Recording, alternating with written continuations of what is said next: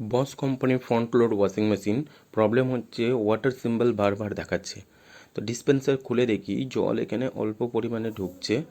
এবার প্রচুর পরিমাণে যে জলটা স্পিড থাকার কথা সেই স্পিডটা না থাকার ফলেই বারবার এই সিম্বলটা দেখায়। তো ডিসপেন্সার বক্সটাকে খুলে নিই, খুলিয়ে নিয়ে দেখছি ভেতরে জলটা এক সাইডে শুধুমাত্র অল্প পরিমাণে পড়ছে এবং আয়রনে ভর্তি হয়ে আছে।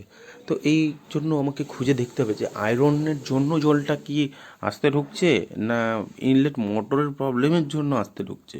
তো আমি স্টার্ট করে একবার দেখে নিলাম যে ইনলেট মোটরের জলের স্পিডটা বেশ ভালো রয়েছে। তো এই ক্ষেত্রে বোঝা যাচ্ছে যে ডিসপেন্সার বক্সটা খুলে যদি ওয়াশ করে দিই তাহলে ঠিক হয়ে যাবে।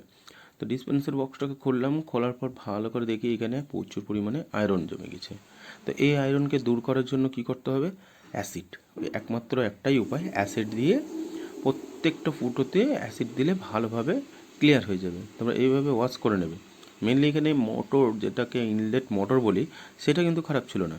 খারাপটা ছিল এই যে আমরা ডিসপেন্সার বক্স খুলছি এইটা, কারণ এখানে জলটা স্টোর হয়ে ধীরে ধীরে পড়বে। তো এবার দেখতে পাচ্ছ কত ক্লিয়ার করে দিলাম। এবার দেখা যাবে সেটিং করার পর কেমন স্পিড চলে। হ্যাঁ, সেটিং করে দেখছি জলের স্পিডটা আগের তুলনায় খুব ভালোভাবে ঝর্ণার মতন ঝরে যাচ্ছে এবং মেশিনের ভেতরে খুব সুন্দরভাবে জলটা ঢুকে যাচ্ছে স্পিডে। এইভাবে আমার প্রবলেমটাকে সলভ করে নিলাম। এবার দেখব স্টার্টটা ঠিক টাইমের মধ্যে হয়ে যাচ্ছে কি। হ্যাঁ, কমপ্লিট স্টার্ট।